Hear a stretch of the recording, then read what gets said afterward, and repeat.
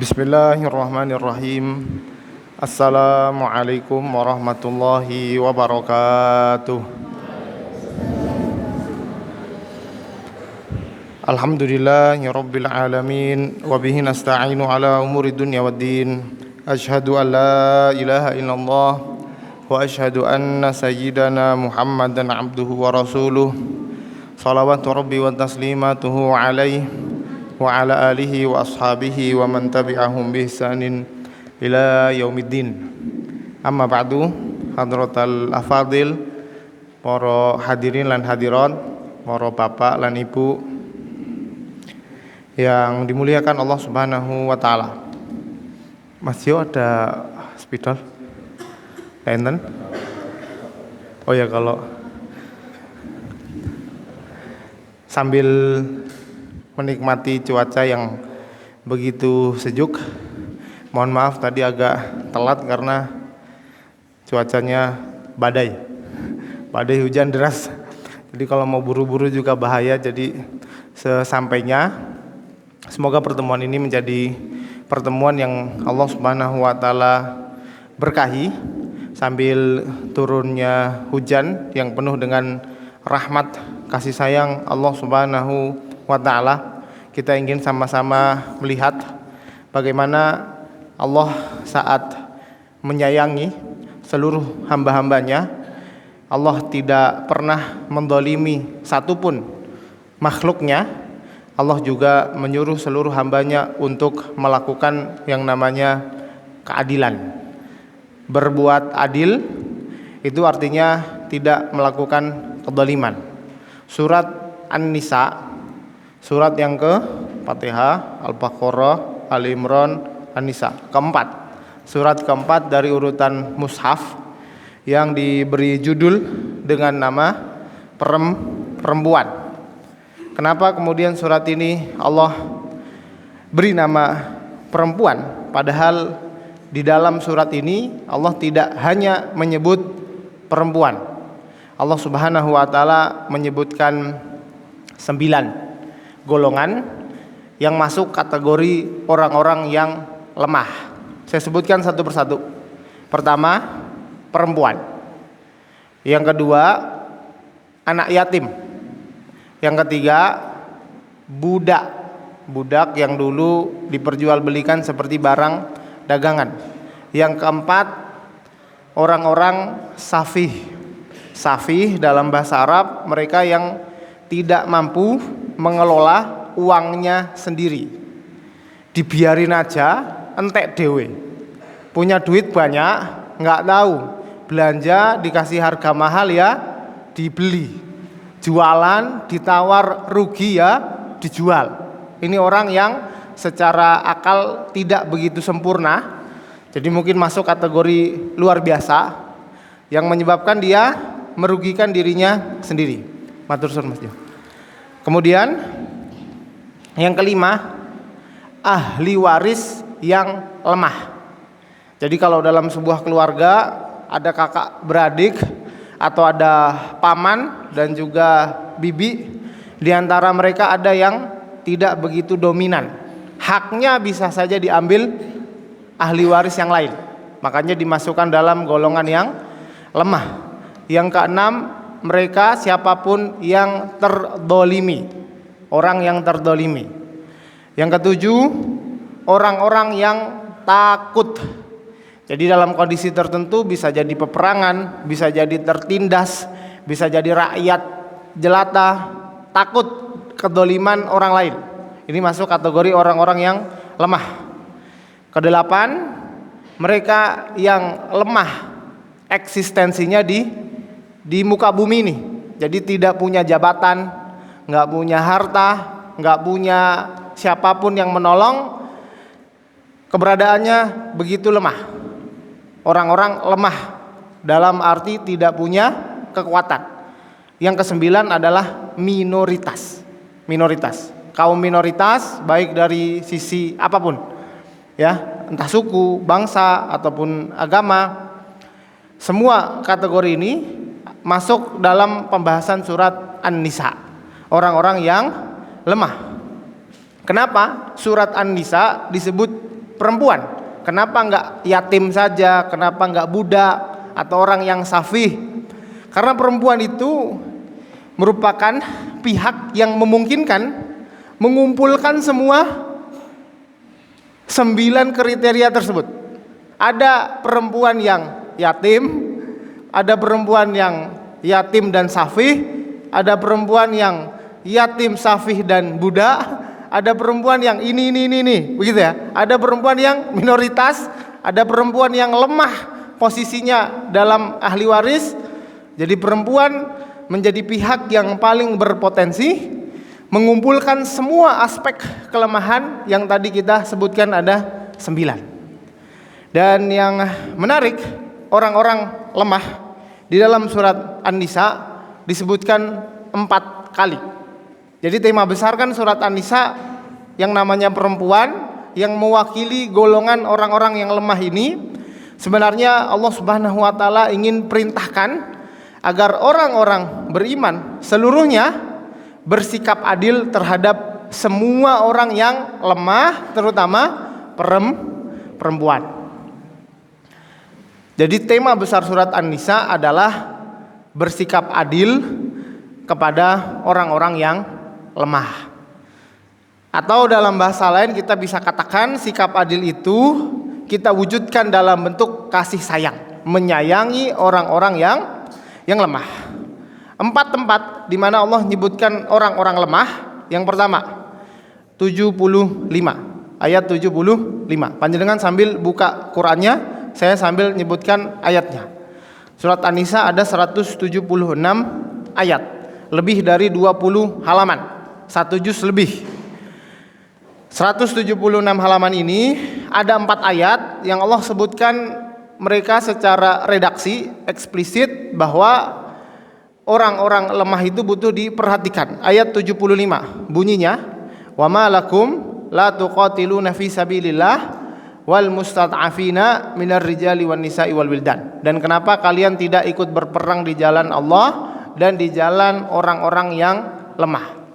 75 ini Allah sejajarkan jihad, berjuang di jalan Allah dengan berjuang membela hak orang-orang yang lemah.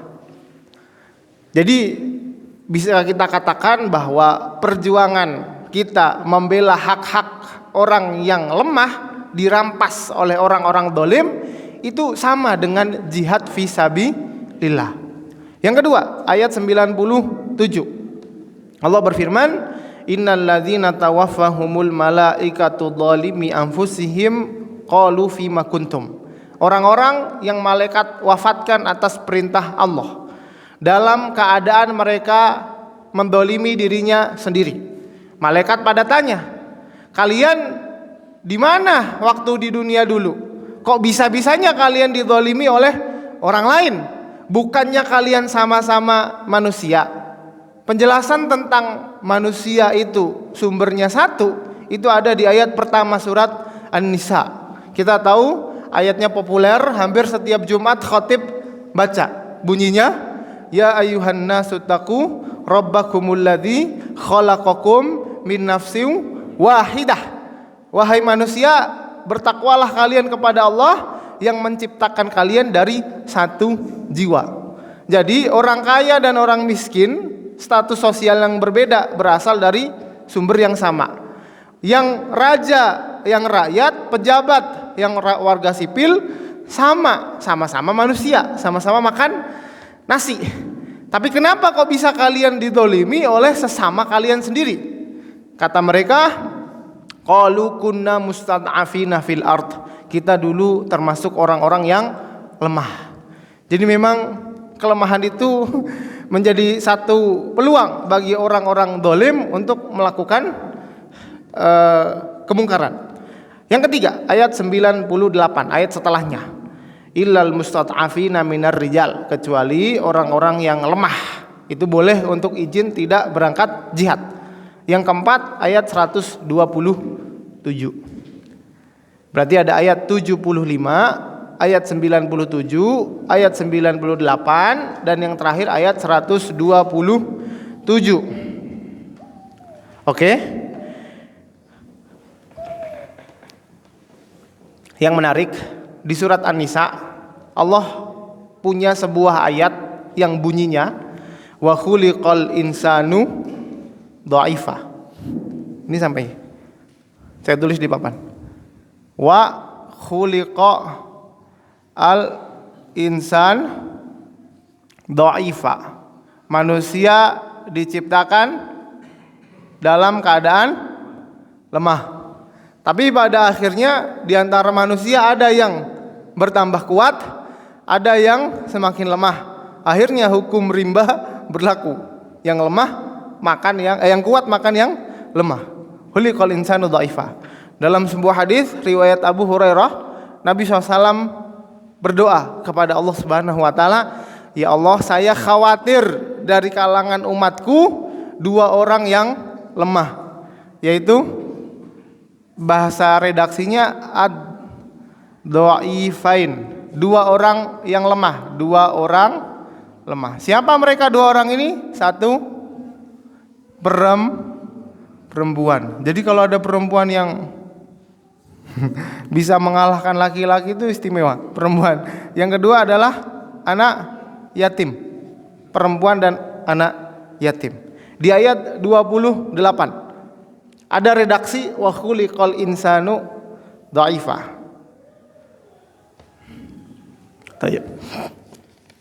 Dari sini kita akan tahu bahwa di dalam Al-Qur'an saat kita baca surat An-Nisa yang di dalamnya Allah menyebutkan orang-orang lemah, maka pikiran kita akan mengerucut kepada 2 golongan ini, perempuan dan yatim.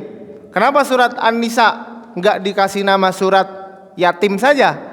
Karena kalau anak yatim bisa saja laki-laki, bisa saja perempuan. Tapi kalau perempuan, dia bisa saja perempuan sekaligus anak yatim. Jadi 2 kelemahan berkumpul dalam satu waktu, dan itu sungguh menyebabkan dia jatuh dalam musibah yang berkelanjutan. Didolimi orang banyak. Di mana waktu itu orang Arab, mereka bahkan menganggap perempuan itu seperti barang dagangan. Giliran suka dipakai, nggak suka ya dijual di pasar. Lalu Ustaz, kok sampai sekasar itu para laki-laki zaman jahiliyah memperlakukan manusia? Oh, mungkin itu di Arab, Ustaz. Tempat kita mungkin nggak ada. Saya nggak tahu ya. Saya nggak pernah baca sejarah tentang bagaimana perempuan di tempat kita diperlakukan. Tapi yang jelas Al-Quran ini turun untuk seluruh dunia, bukan hanya untuk tempat kita. Maka apapun bentuk kezaliman di muka bumi ini akan Allah Subhanahu wa taala bersihkan dan Allah bawa dengan keadilannya. An-Nisa yang artinya perempuan dalam Al-Quran ada 25 kali disebut Allah Subhanahu wa taala. Satu Al-Qur'an. Di surat An-Nisa, surat keempat ini Allah sebutkan 11 kali. 11 kali yang ada di surat An-Nisa. Terus yang ada di surat Al-Baqarah ada 5 kali. Sisanya ada sekali, ada 2 kali di surat-surat yang lain. Jadi 11 kali di surat An-Nisa, 5 kali di surat Al-Baqarah, sisanya pencar di sekian surat, sekali, 2 kali, sekali gitu. Sampai kalau kita baca juz 29, juz terakhir yang ada redaksi perempuannya di surat mana? At-Tolak ya. At-Tolak kan ada ayat surat yang judulnya surat Talak. Itu ada kalimat perempuannya disebutkan 1 kali.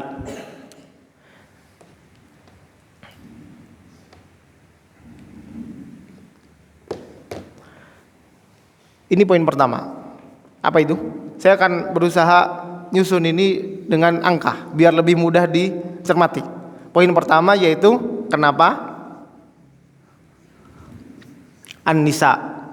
Kenapa perempuan? Jawabannya karena perempuan adalah golongan terlemah yang ada di muka bumi ini.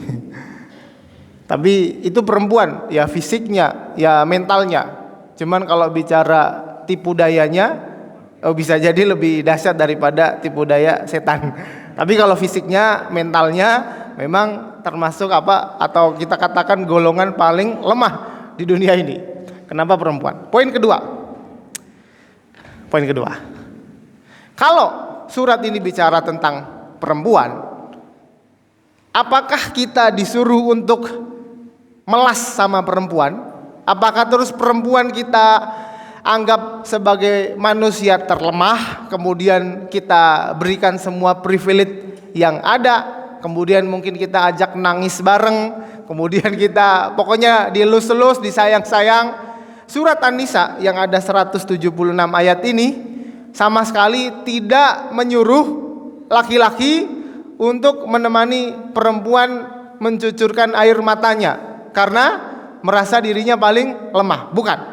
Tapi untuk bangkit dari kelemahan itu, sehingga kita tahu ternyata Islam itu datang bukan justru memarginalkan kaum perempuan, tapi justru untuk mengangkat harkat dan martabatnya dalam posisi yang seharusnya. Sehingga sistem yang kemudian Allah tawarkan, perubahan untuk perempuan, atau saya katakan petunjuk yang Allah berikan di surat An-Nisa kepada para perempuan dan wali-walinya sebagai pengurusnya agar mereka tidak selalu ditindas dalam bentuk sistem yang adil. Jadi Al-Quran ini datang tidak kemudian suruh laki-laki ngumpulin donasi, ngasih bantuan sosial atau menemani mereka dalam kelemahannya. Enggak.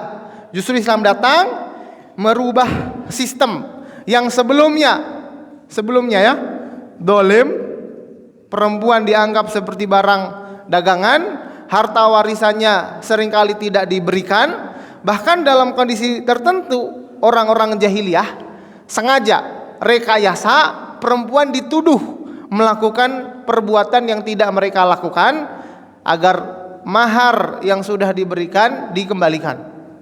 Kan waktu nikah kemarin dikasih 10 ekor sapi misalkan. Perjalanan suaminya mikir, wah ini perempuan kayaknya udah gak seger kayak kemarin, mau gantilah. Akhirnya dia konspirasi. Dibuatlah berita bahwa istri saya, perempuan saya melakukan serong. Karena dia pelaku kriminal, maka saya tuntut dia mengembalikan mahar yang kemarin saya kasih. 10 ekor sapinya balikin. Itu rekayasanya para laki-laki di zaman jahiliyah. Itu jadi sistem. Artinya semua orang menganggap itu lumrah. Kayak perempuan didolimi, seorang popos, memang wayahnya memang layak untuk didolimi perempuan. Lah sampai kemudian Islam ini datang bentuk sistem. Bagaimana sistem itu bekerja? Sistem ini datang kemudian melihat kepada apa sebenarnya sumber masalah yang terjadi atau yang dialami oleh seorang wanita, perempuan.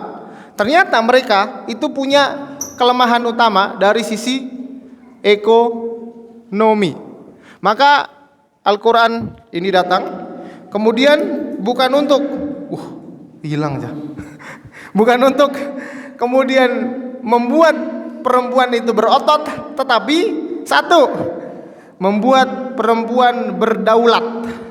Yang kedua, menuntun perempuan agar mencukupi kebutuhannya. Berdaulat dan kebutuhan ekonominya tercukupi. Makanya perempuan itu dalam aturan syariat kita, kepemilikan harta istri itu bukanlah milik harta suami. Sebaliknya, sebagian dari harta suami adalah milik haknya istri, karena suami ada kewajiban nafkah. Jadi kalau dulu perempuan dijual belikan di pasar, bahkan haknya nggak dikasih. Islam datang, bukan perempuannya dikasih tunjangan sosial, enggak, sistemnya kita ubah. Karena kalau sistem seperti itu, sebaik apapun kita donasi, pasti didolimi lagi. Udah kita kumpulin donasi buat perempuannya, sampai di rumah sama suaminya diambil lagi. Makanya sistemnya diubah dari sisi ekonomi. Di sini akan tampak jelas bagaimana di surat An-Nisa ayat 7, di surat An-Nisa ayat 11, ayat 12, di surat An-Nisa ayat terakhir 176, Allah bicara tentang hak perempuan di dalam harta warisan. Jadi kalau perempuan, anak laki-laki, anak perempuan, perempuan ada jatah. Saudara laki-laki, saudara perempuan ada jatah. Ayah dan ibu ada jatah. Semua jelas, dan itu murni hak perempuan. Lebih dalam dari itu, perempuan ketika izin dengan suami ingin mencari income tambahan, izin ke suaminya, kan aslinya nggak wajib. Cuman istrinya mikir, wah kalau saja punya tambahan penghasilan, izin ke suami. Kata suami, ya nggak apa-apa.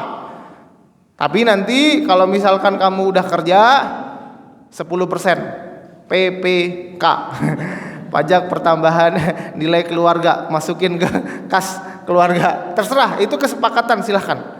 Itu detailnya sudah pernah saya bahas di kajian tentang tata kelola keuangan rumah tangga. Ini poin kedua. Bisa ngikutin ya?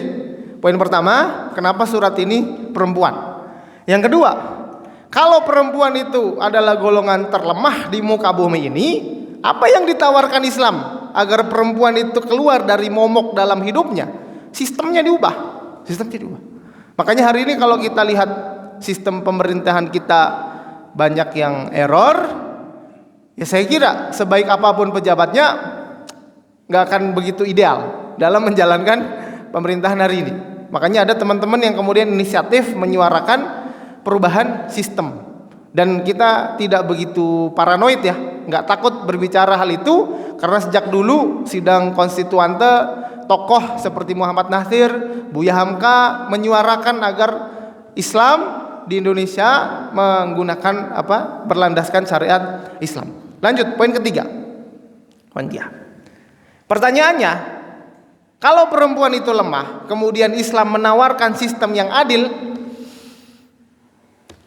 susah apa gampang merubah sistem yang sudah turun-temurun berjalan dengan sistem Islam yang kita percaya ini adalah sebuah keadilan yang absolut, pasti adil, tinggal coba aja praktekin gitu.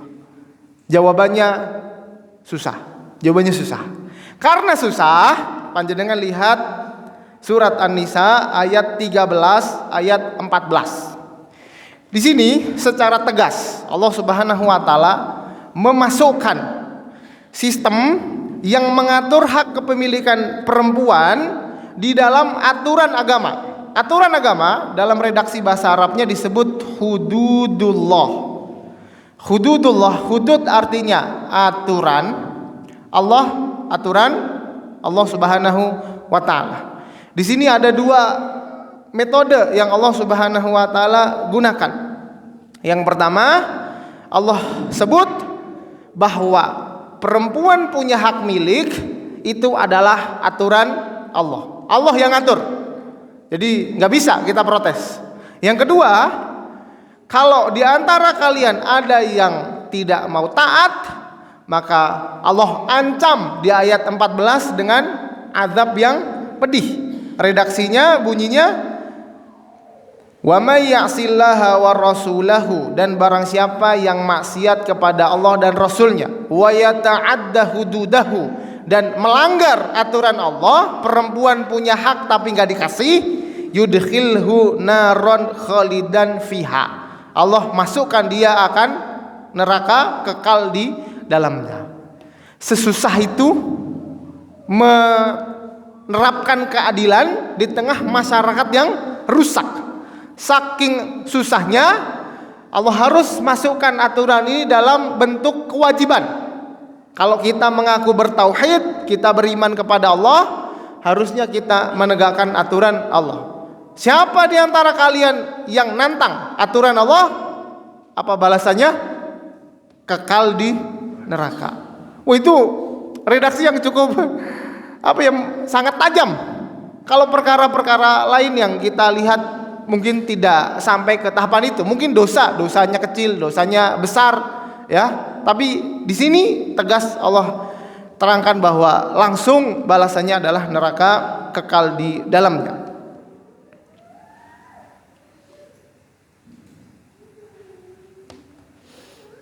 Sudah 3 poin? Oke. Sampai di sini. Masih ada waktu.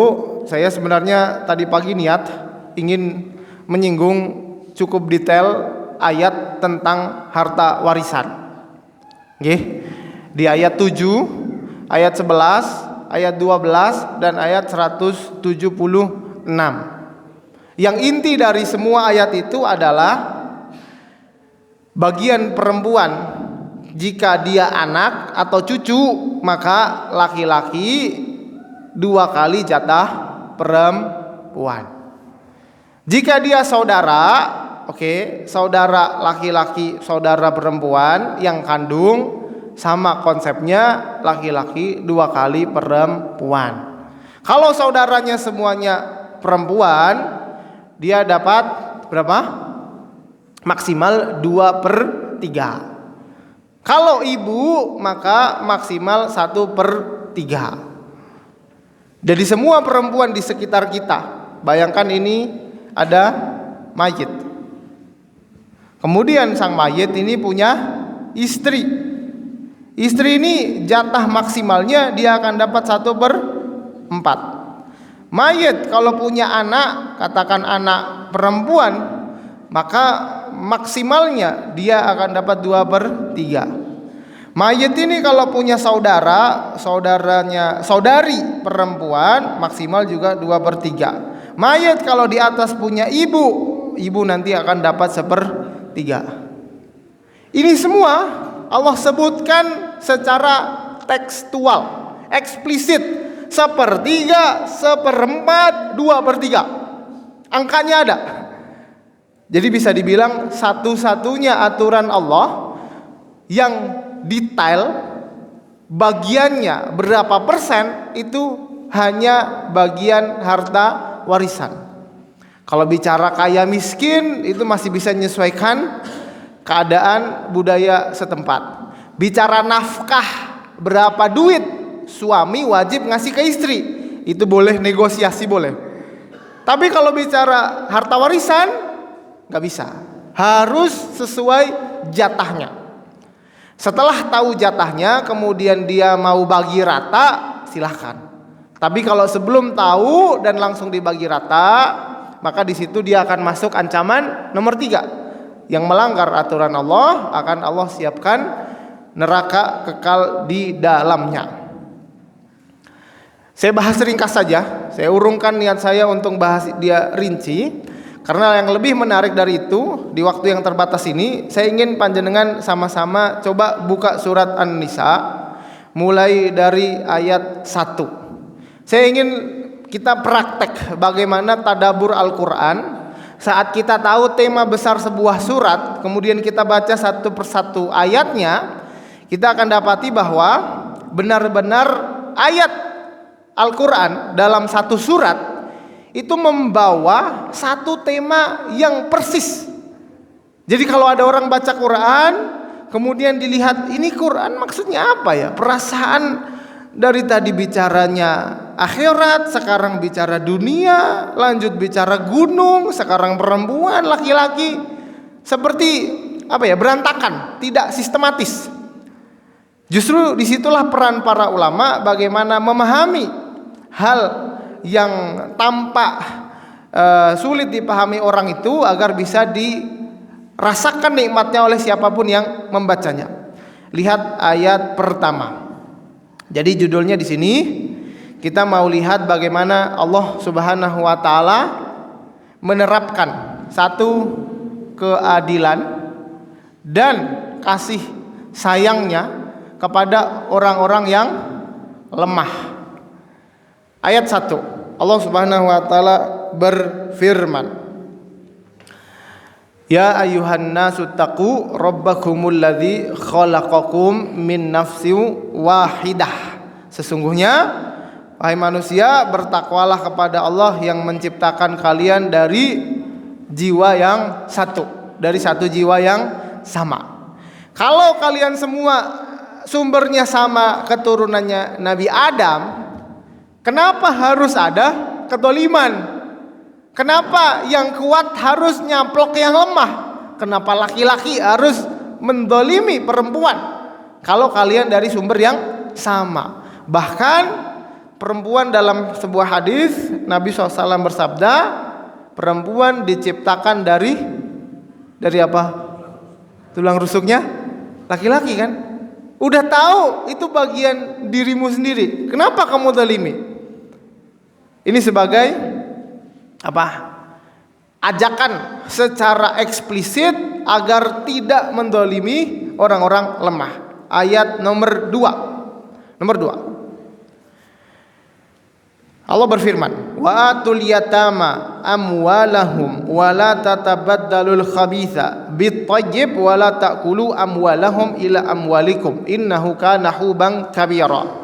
Jangan berikan anak yatim itu hartanya, jangan kalian tukar yang bagus dengan yang buruk, jangan kalian makan hartanya, sesungguhnya itu dosa besar. Makan harta anak yatim termasuk salah satu wasiat 10 wasiat yang selalu Allah kabarkan dalam semua kitab suci. Tadi pagi yang ikut kajian di Al-Huda sudah saya sampaikan surat Al-An'am ayat 151. Qul ya ahlal kitab. Allah sebutkan 10, salah satunya tidak boleh makan harta anak yatim.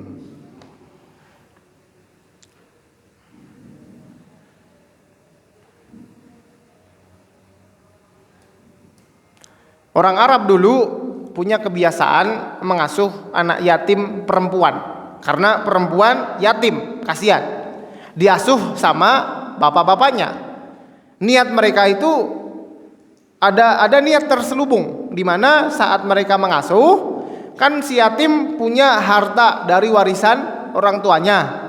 Hartanya dipegang mereka, seakan-akan mau ngasuh anak yatim. Nanti ketika anak yatim ini besar, punya kebutuhan, entah sekolah, entah mau menikah, yang mereka kasih adalah harta yang paling buruk, atau bahasa kita ngasihnya pelit. Kalau buat anaknya sekolah, udahlah dikit aja. Kalau buat maharnya, buat kebutuhannya dikasih dikit-dikit, sisanya dinikmati sendiri. Ada nggak hari itu orang yang katanya ngasuh anak yatim, tapi ternyata uangnya dipakai sendiri? Bisa jadi ada, bisa jadi ada. Di sini Allah Subhanahu Wa Taala jelas-jelas ingin menekankan bahwa anak yatim, apalagi perempuan, jangan kalian makan hartanya. Dosa besar. Lanjut ayat ke-3. Ayat ke-3. Ini ayat favoritnya bapak-bapak mungkin. Tahu nggak panjenengan? Kalau belum tahu berarti belum 100% bapak-bapak. Ayat poligami, di mana di akhir ayatnya kan awalnya fankihu ma tobalakum minan nisa 2, 3 atau 4. 2, 3 atau 4 itu maksudnya apa? Suruh adil. Kalau mau 2 yang adil, kalau yang 3 yang adil, yang 4 yang adil. Fa in khiftum alla ta'dilu, tapi kalau kamu nggak bisa 2 adil, 3 adil, 4 adil, fawahidah, ya udah 1 aja. Dan pendapat Mu'tamad Madzhab Syafi'i menganjurkan agar para laki-laki menikah hanya dengan 1 istri. Di sini silahkan ambil Madzhab Syafi'i ibu-ibu. Madzhab Mu'tamad Syafi'i, laki-laki dianjurkan untuk nikah dengan 1 perempuan saja. Oke, apa inspirasi yang bisa kita lihat di sini? Bolehnya seorang suami melakukan poligami, menikah lebih dari 1 istri, itu disyaratkan dengan yang namanya keadilan. Karena perempuan yang lemah itu, kalau 1 saja bisa kamu dolimi, 2, 3 dan 4-nya itu sangat rawan untuk doliman yang lebih besar. Lanjut ayat ke-4. Ini saya mau sampai ke-5 nih. Ayat ke-4. Ayat ke-4 ini tentang hubungan suami istri. Allah berfirman, wa atun nisaa saduqatihinna nihlah, dan berikanlah haknya perempuan itu dalam wujud mahar. Ini haknya perempuan dalam mahar. Tadi saya sebutkan, Islam juga punya aturan sistem keadilannya, perempuan punya hak dalam harta warisan. Yang kedua, perempuan punya harta warisan, hak kepemilikan dalam mahar. Jadi kalau bapak-bapak yang kemarin sempat pinjam mahar yang udah dikasih ke istrinya, wajib ganti. Kemarin kan saya terima nikahnya 10 gram emas dan seperangkat alat sholat. Habis nikah, Dek, kayaknya kita butuh ini deh. Kemarin boleh nggak pakai? Oh iya, nggak apa-apa. Yang penting bersamamu. Itu haknya istri. Kalau dia besok minta, suami bapak-bapak wajib kembalikan. Oke, di sini kita akan lihat bagaimana Allah Subhanahu Wa Taala mendudukkan ketika istri dituntut untuk taat sepenuhnya kepada seorang suami.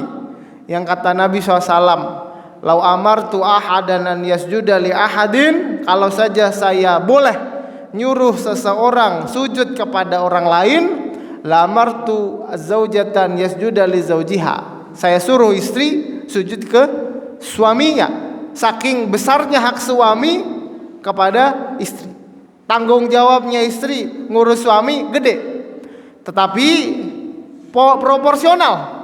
Hak istri saat dikasih mahar berupa harta itu adalah murni hak kepemilikan istri.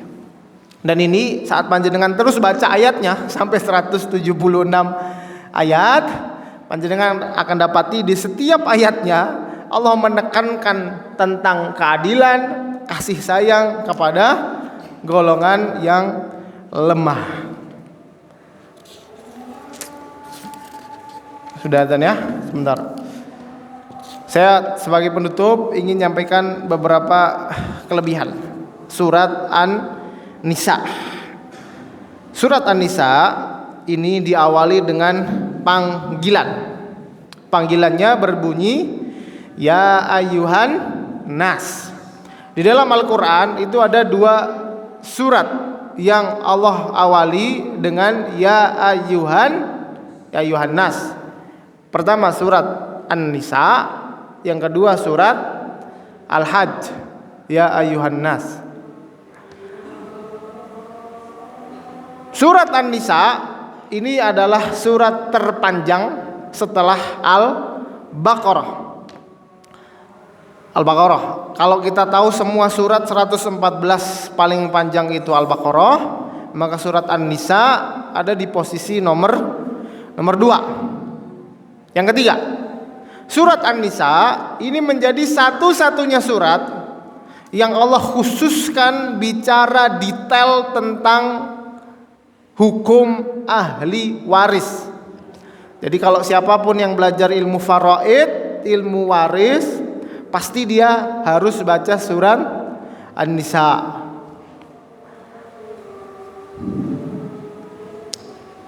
Oke, ini juga yang kita sebutkan bahwa lafadz An-Nisa atau perempuan itu disebutkan terbanyak di surat An-Nisa yang totalnya ada 11. Tadi sudah jam Isya?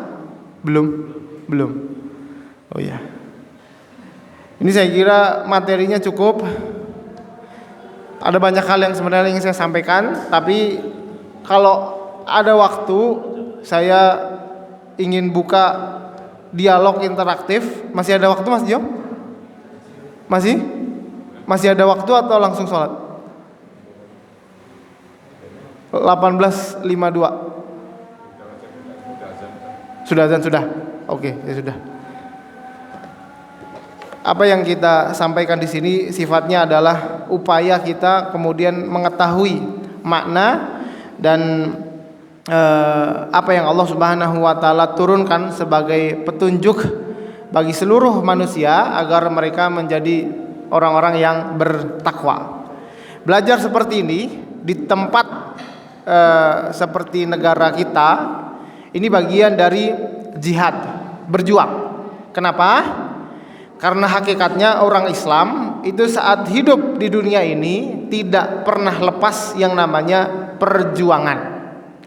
Kalau teman-teman saudara kita di Gaza mereka jihad dalam arti mengangkat senjata, maka kita di tempat yang aman, jihad terbesarnya kata para ulama adalah dengan tolabul ilmi. Untuk dapat ilmu yang sangat besar itu kita butuh upaya yang cukup banyak dan sangat merepotkan. Untuk mengadakan pengajian seperti ini, saya yakin yang repot bukan hanya satu orang. Walaupun yang kelihatan nata ini rekaman Pak Amir yang nyiapin tempat Mas Jio, tapi di belakang acara yang kita laksanakan ini banyak sekali orang-orang baik yang ikut berjuang mengharap ridha Allah Subhanahu wa taala. Karakter perjuangan itu akan selalu kita temukan dalam setiap fase kehidupan Nabi Shallallahu alaihi wasallam. Kan gak ada ceritanya Nabi SAW kemudian dalam satu hari nganggur, gak ada kerjaan, akhirnya gabut, terus nongkrong nang alun-alun. Bisa ora ono ceritane ngono ki ora. Nabi SAW itu saking sibuknya melakukan perjuangan dari usia beliau 40 sampai 60 tahun. Di situ membuktikan bahwa ternyata fase perjuangan seseorang itu akan semakin memuncak di saat usia semakin senja. Saya ulangi ya. Perjuangan seseorang saat usia semakin bertambah itu dituntut semakin besar perjuangannya. Kenapa? Karena di usia 40 tahun ke atas pengalaman, ekonomi, kemudian kebutuhan hidup cenderung sudah tuntas. Sehingga siapapun yang ada di fase 40 ke atas akan banyak ditanya Allah Subhanahu wa taala, untuk apa umurmu kamu habiskan. Jadi jangan sampai karena kita sebagai pegawai negeri, ASN, PNS punya fase pensiun, kemudian masuk di usia-usia produktif kita merasa sudah tuntas dan tidak perlu melakukan apa-apa. Karena uang pensiun sudah ada taspen, tunjang penghasilan tiap bulan tinggal dicukup-cukupkan. Kemudian FOMO, mengikuti tren hari ini dengan dibungkus dengan bingkai slow living. Dikiranya slow living itu adalah puncak kebahagiaan. Panjenengan kalau makan, puncak nikmatnya makan itu kapan? Pas lapar banget. Pas lagi rekoso kayak nguli seharian, sawah nandur seharian, pas siang terik matahari makan nasi pakai krambil, garam, sambal korek, terus rese. Wah, itu puncak kenikmatan seseorang menikmati hidangan makanan. Jadi puncak kenikmatan kehidupan seseorang itu justru saat dia rekoso mengabdikan dirinya di jalan Allah Subhanahu wa taala. Sampai hari ini usia saya belum 40 tahun. Kurang dari 40 tahun. Tapi karena kita dididik sama para kiai untuk khidmat kepada Islam wal muslimin, maka tanggung jawab. Kalau sudah berani ngapal Quran, berani ngajar, berani belajar syariat, berani menemani masyarakat belajar Al-Quran dan kandungan syariat. Jangan justru setelah kita mendapatkan cita-cita yang kita harapkan, justru individualisme kita yang kita pupuk dengan slogan yang populer hari ini, slow living lah, kemudian individualisme itu pengen hidup sendiri tanpa memperhatikan orang lain. Di mana perjuangan kita dengan Nabi SAW di umur beliau 40? Makanya di Al-Quran itu ada surat yang dikasih judul dengan kuda perang. wal 'adiyati dhabha. Kuda perang yang berlari kencang. Pertanyaan saya, kuda itu dalam peperangan atau kita katakan perlombaan, kapan kuda itu berpacu dengan seluruh tenaganya? Di akhir pertandingan. Kapan kuda itu mati-matian? Di puncak peperangan. Kapan manusia sepatutnya dia mengerahkan hartanya, tenaganya, waktunya, pikirannya, ilmunya untuk Allah dan kaum muslimin? Di puncak usianya. Jadi saat kita semakin senja usianya dan kita semakin individual, di situ kita keliru memahami nilai kehidupan yang diajarkan Nabi SAW kepada para sahabat. Kita hidup di zaman Islam tidak baik-baik saja. Anda kira hari ini bisa kita bangga? Wah, bangga punya penghasilan, punya tabungan pensiun, punya aset. Justru kita malu dan bingung ketemu Allah Subhanahu wa taala sampean ngopo kae wong 1000 mati di Gaza. Kemarin satu orang ojol ditindas mobil. Indonesia ribut ya? Ribut ya? Tapi berapa nyawa di Gaza? Kita kayaknya ora popolah kaikan kono ado. Mungkin darahnya orang Indonesia ojol kemarin dikiranya lebih berharga daripada darahnya orang Gaza. Enggak, sama. Satu darah di Indonesia yang kita prihatinkan sama dengan ratusan ribuan nyawa yang tertumpah di sana. Sama. Justru kalau sekarang kita sama keluarga hidup ayem tentrem, punya tabungan, punya aset, orang-orang Gaza kelaparan, masyarakat Indonesia penuh dengan kedoliman, kira-kira besok ketemu Allah kita bisa bilang apa? Kamu hidup sendiri ya? Di mana jihadmu di jalan Allah? Kamu sudah ngapain? Oke, kalau untuk bantu orang nggak ada paksaan. Yang wajib hanya bayar zakat. Saya tidak nyuruh jenengan untuk ikut donasi, enggak. Tapi saya minta semua kita orang Islam punya komitmen dalam hati kita bahwa apapun profesi saya, berapapun umur saya siap jihad di jalan Allah. Saya siap ngasih harta, saya siap ngasih tenaga, ngasih waktu, ngasih pikiran saya. Kalaupun tidak sebesar para mujahid yang ada di Gaza, ya hari ini masing-masing kita di tempat kita apa yang bisa kita lakukan.